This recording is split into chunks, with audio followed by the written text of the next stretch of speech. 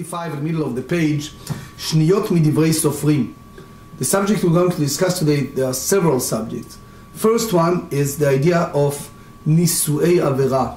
If a couple get married in the violation of Torah law.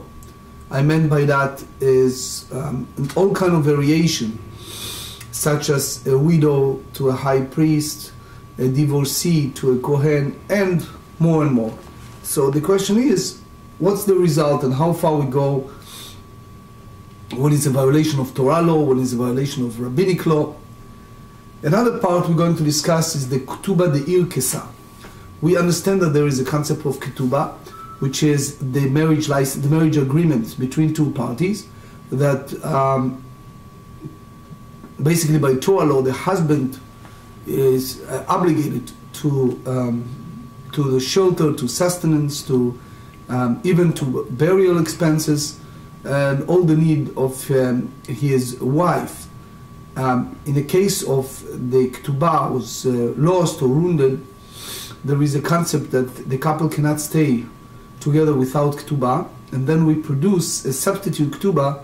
It's called ketubah de irkesa. We're going to discuss that, and we're going to discuss a different tviot, different claim when it's come to nichsei tzon barzel. We explained in several sessions before that there are two categories. One is the property that she brought with her before they got married, and that property stay with her, yet she allow him to use the produce that come out of that property, but solely produce, not the ownership of the property itself.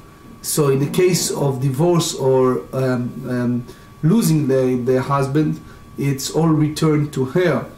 Yet there are some cases involved with claim with that, and we ask a question how far we go with the claim in the case of nichsei tzon barzel. So let's see in the middle of the page, שניות מדברי סופרים. So it was a marriage, it's called נישואין באיסור, marriage with violations, or you have a Levirate marriage, ייבום, that made באיסור. And we have several examples in the Mishnah that it's midoraita, that it's biblical. But the truth is, when it's come to rabbinic law, b'drabanan, we have a chumra yoter gdola. We have much more stringency. That the rabbis came in and put a knas, put a special fine on those who involved with violation. So again, think together. You have a situation that a couple get married. The marriage was illegal. In a sense, it was in a violation. When it's come to certain violations, the rabbi put the boundaries that involved with fine, extra fine, that hopefully will cause her in advance to think about the whole deal. Meaning, she basically, if it's involved with a violation of Torah law, then if anything happened later, she lose her ketubah. That's a fine, extra boundaries that the rabbis put, that she lose her right because she married under the violation of Torah laws. So we learn in the Mishnah that שניות מדברי סופרים, when we explained, if you remember yesterday, we talk about mother of the mother, etc. Second degree. Bar minei bnei Beiri. Beiri is the name of a place, as we said, most probably is a Biria, is in North Galilee, but maybe other place. Anyway, bnei Beiri, מרב ששת. שנייה לבעל ולא שנייה ליבם. יש לה כתובה מיבם או לא? So, as we say, that it can happen that the marriage itself was in violation. נישואין באיסור, it was a violation. Yet, after it's all said and done, and her husband passed away and there is no children, it can be that she muteret layavam. She allowed to go ahead and marry to yavam. In a way, you may ask, someone asked me the other day, how about mitzvah baba aveira? You have here a mitzvah that came out of aveira, but we try to say, most of the rabbis try to say that it's not really a connection between the two entities in any event. So the notion here is, in a regular matter of ketubah, people don't understand that the rabbis go an extra mile to help women. So how you do that?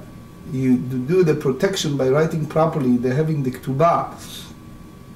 And in that sense, if everything made in a kosher way, in a proper way, she entitled to a lot of things. She entitled to a damage, she entitled to a divorce agreement, she entitled to, in the case of death, she entitled much more. And the rabbis come in, as we said, and they said, you're going to lose everything, because the moment the marriage was improper, you basically lose everything.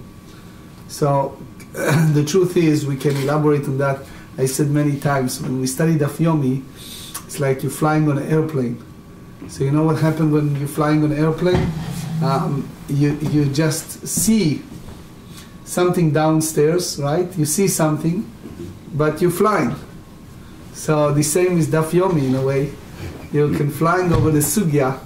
We don't have much time to dig in and to deep in. The truth is that there are some people who will sleep while we are flying, right? But not in our Daf Yomi. Anyway, so Kevan de Amar Mar, we learn the Mishnah early on page 38. Ktubata al nichsei ba'ala rishon. We ask a question, do we say that it is a ktuba or not a ktuba when it's come to the Yavam? It means if she was involved with Levirate marriage and then she lost her husband or divorced, so she collect her money from the first husband and not from the property that belongs to the Yavam, the one who Levirate her. Leitla. Why? Because she's the second one. So it means that Rashi explained that nothing left. Odilma kevan de ilu leitla merishon takinu larabanan misheni itla. So now think together with me. Remember the story in the book of Ruth with Boaz and Ruth? Excuse me. The Yavam, when he entered the domain of marriage, he basically have the rights. It's about inheritor for everything, meaning he has the obligation and the inheritance. So it's in a way the good and the bad, but he collected everything.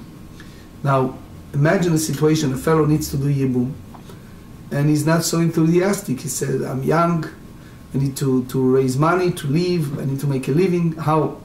So we said, no, don't worry about it. We have the first husband that left, and she basically collected her ketubah from the first husband.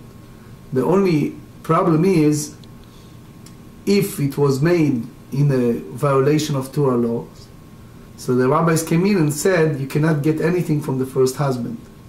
Because if the marriage was in violation, we're not going to reward you. You're losing all this right. אמר רב ששת הניתוח, כתובתה על כנכסי בעלה ראשון, ואם הייתה שנייה לבעל, אפילו מיוון אין לה. So basically the ketubah, it's go by the first husband. If she's second, she doesn't have anything even from the Yavam.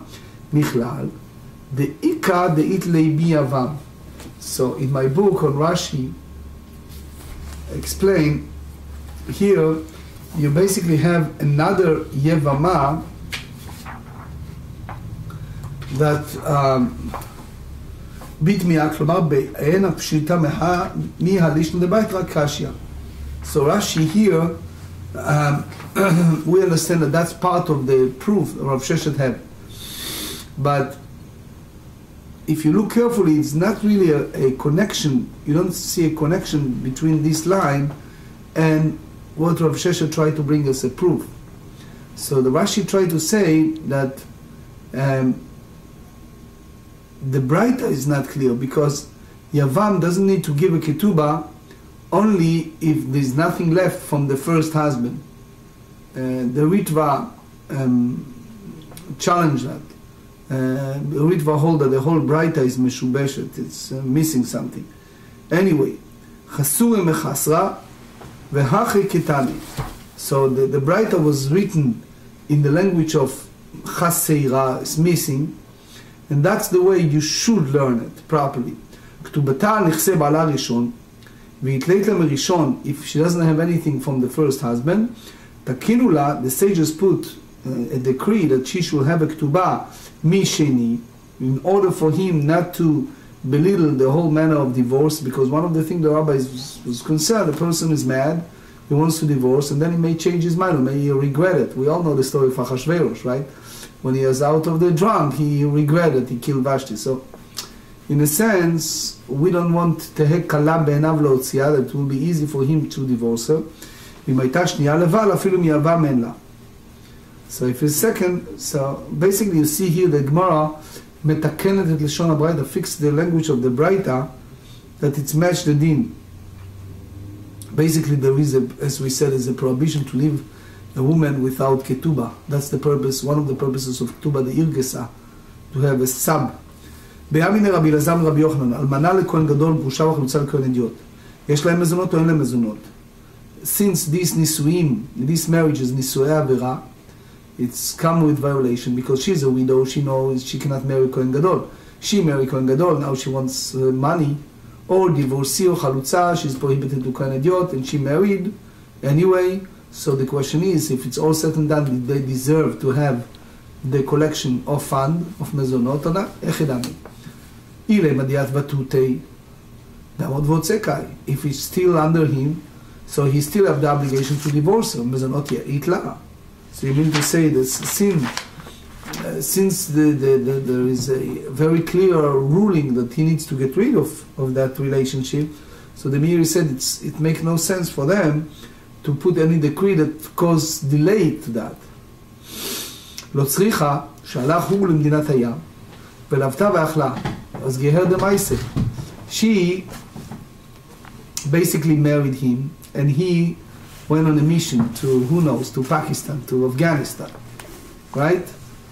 And meanwhile, she needs money, so she went to some friends, right? And she collected fund. And now he's back. Is he obligated to return the money because she's basically part of her husband's, or not? So they said, in one hand, mezonet tnai ktub taninu. Mezonet tnai ktub taninu. So Rashi tells us, shekach katav la baktuba. This is the language you have in the marriage contract, ktuba, that said, at tehei atva bebeiti. You shall stay in my house. Umitazna minichsai. And you shall have a sustenance from all my belonging. Kol yemei meigar armelutich. As long as you are widows, meaning the moment you marry someone else, forget it. You no longer can collect money for my property. On the other hand, mezonei tnai ktub taninu. It's a part of the ktuba. מדאית לכתובה אית למזוני, או דילמה כתובה עצמה דלמישפח הלומפק אית למזונה, דילמה תיעקב גבי לית לנבא. The truth is, what happened, in a way, you want them to divorce, you want to cut the relationship. So, in a way, if it's a money involved, sometimes it's delay the divorce. Amar lei leitla, which means even she borrow, she can. Vatanya yesh la, kitanya ei lachar mita. So Rashi said, לאחר מיתה אם מת ולא גירשה, יש לה מזונות כל ימי אלמותה גשרה מנת במזונת תנאי כתובה, והלך למגיזמוז תדמת הגב גבי. The truth is, the way we understand is, like unfortunately happened many couples, they don't get divorced. She's not divorcing from him because she's afraid she'll lose all her money. So, if there's no money, it's a reason for fight, and hopefully it will all dissolve. But here she have a reason to stay, to stay on him, because let's face it, there are many ladies that are afraid to get divorced because they're afraid they have no income if they're divorced. Here it's not applicable because he passed. Ida Amar le Tanya Yeshla, which means that if the husband went away and he comes back, he is obligated to all those purchases. Ha be'amod ve'hotze kai. How come you said to me that he has the obligation to get rid of that relationship, and you tell me that he has any obligation to loan or monetary payment that involved between them, it's like Tarte de Satri. How you say that?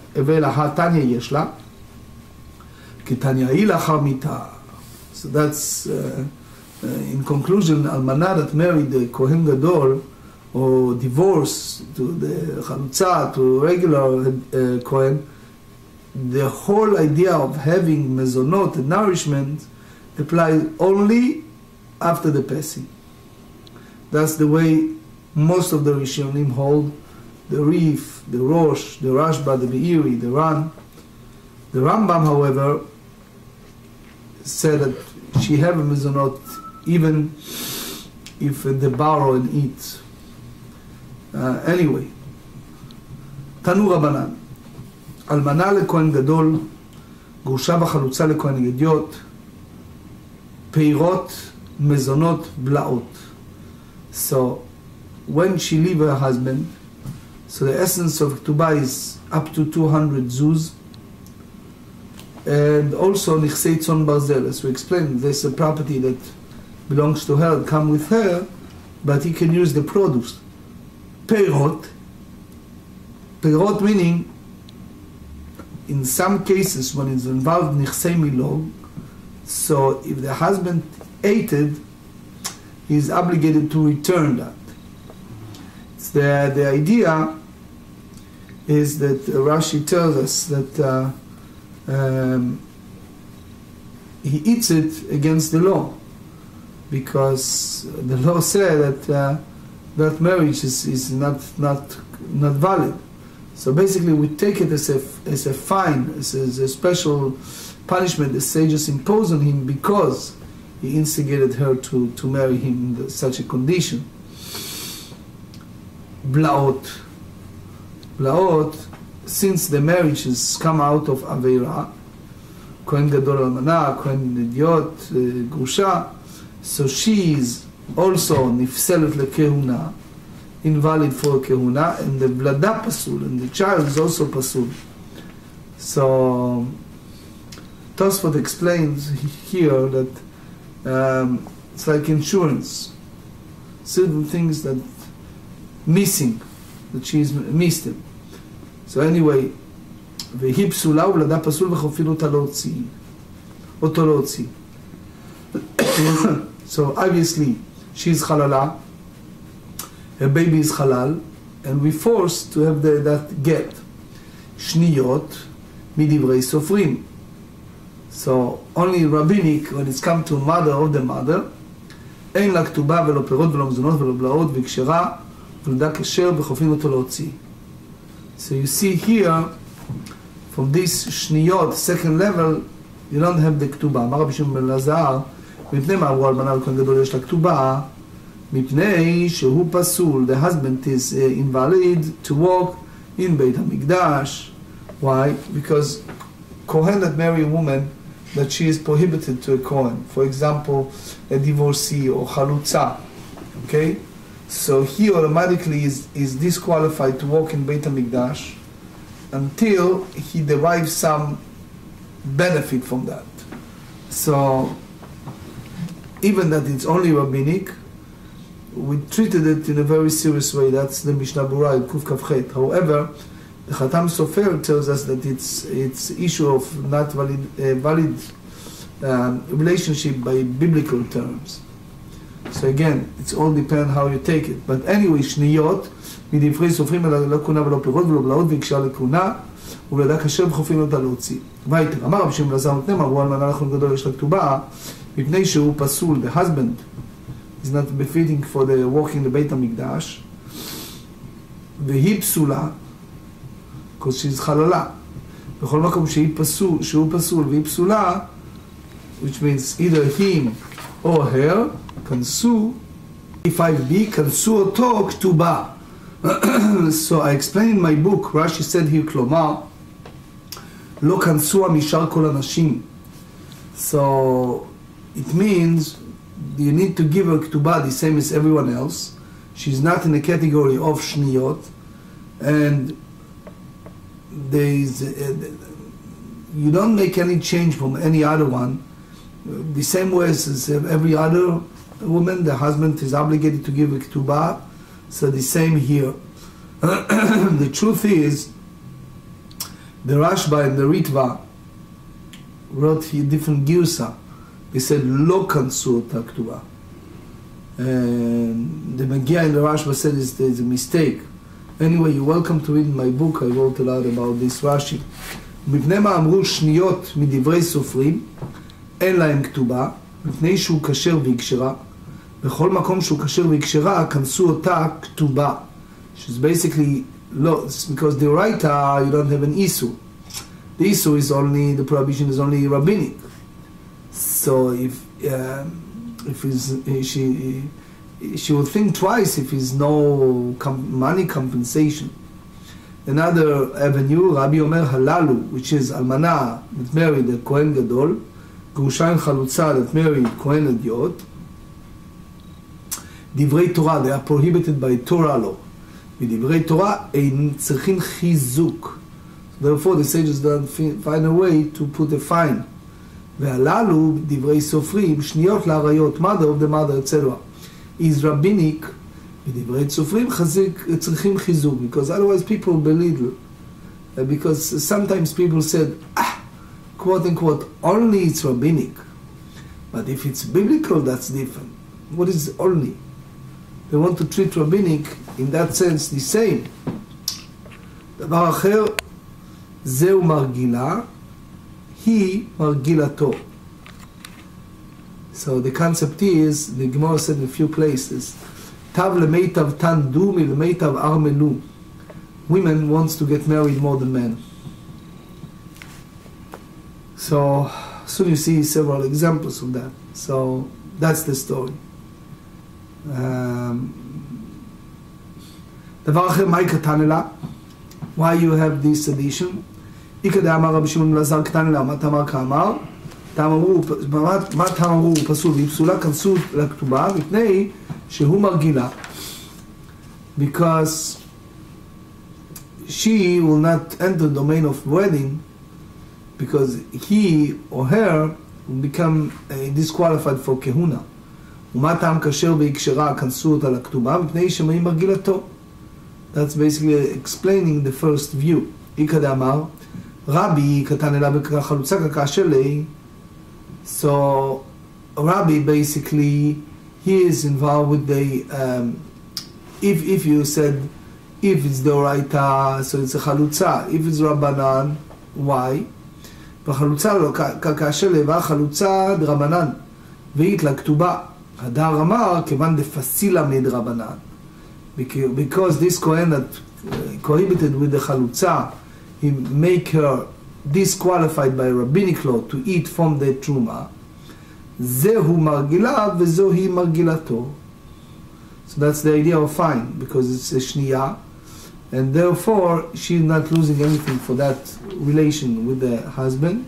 So she is basically instigated him to marry her. Therefore, the rabbis come in and said that there's a special fine she's going to pay, which is losing the ketubah. Ma'ika ben Rabbi Rabban Shimon Gamliel, Amar Rab Chizda Mamzeret B'Klan Yisrael Ikabenayim.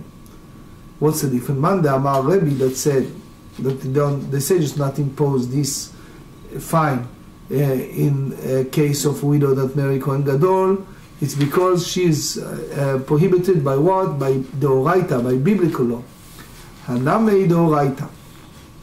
He is also biblical law. Man Damar Teshu Margila, Ahi Margila Lei.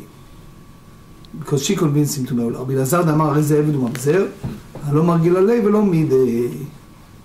So, because then she caused him aggravation all the time. So therefore, even that notion make him angry. אלא אמר רב יוסף מחזיר גרושה משנישאת איכא בנאי. So here is a new story that the Torah prohibited the man after he divorced his wife and she went ahead and betrothed to someone else. It's prohibited for him to have her back. That's Deuteronomy chapter 24. So they said, משנישאת, the moment she marries someone else, איכא בנאי, ומאן דאמר דאורייתא נמי דאורייתא, ומאן דאמר דרבנן שהוא מרגילה, he margila lei. So basically what happened is, they divorce. She marries someone else. No. So now it's a violation. Because when it's come to widows with Kohen Gadol, it's a biblical. Grusha, divorce, or the husband have her back, it's also biblical. And Rabbi Shimon Lazar said the reason for widow of the high priest because it used to marry him. But this divorce, she convinced her husband, the former husband, to have her back. So therefore we put a special fine that she lose the ketubah. ולרבי עקיבא דאמר יש ממזרי חייבי להבין, הלא מרגלה ולא מידי. Because the children already have the issue of mamzeru.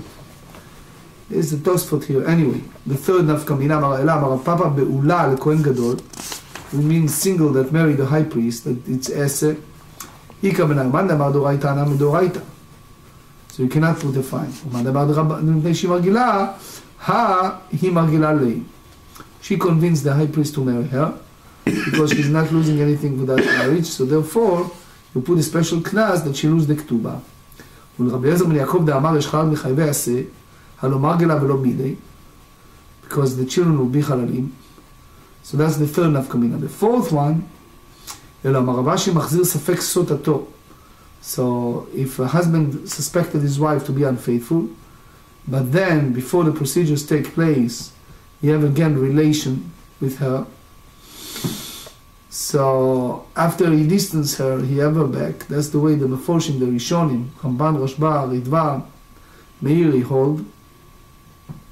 So the moment that happened, Ika ben Armanda Amar, the Rebbe that said, because she is prohibited by Deoraita, Ana Midoraita.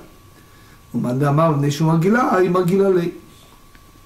So therefore, you put the fine that you lose the ketubah. Ramati ben Charash Damar, that's in regard to Safek Sota, we learn in page 61.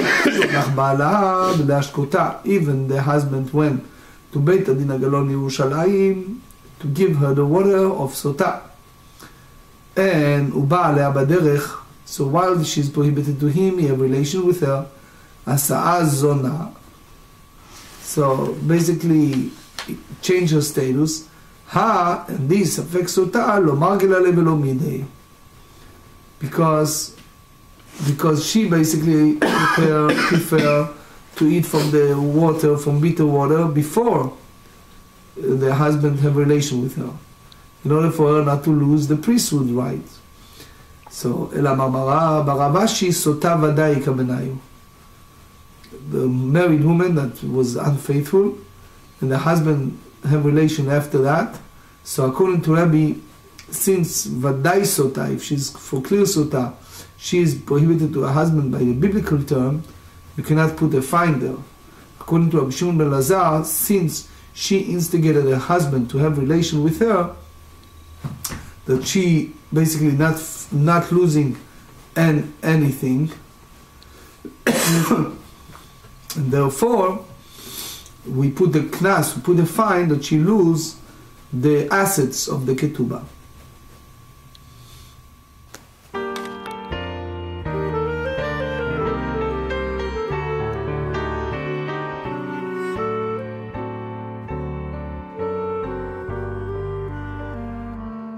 Boyachem leshuloim malachai yeshuloim malachai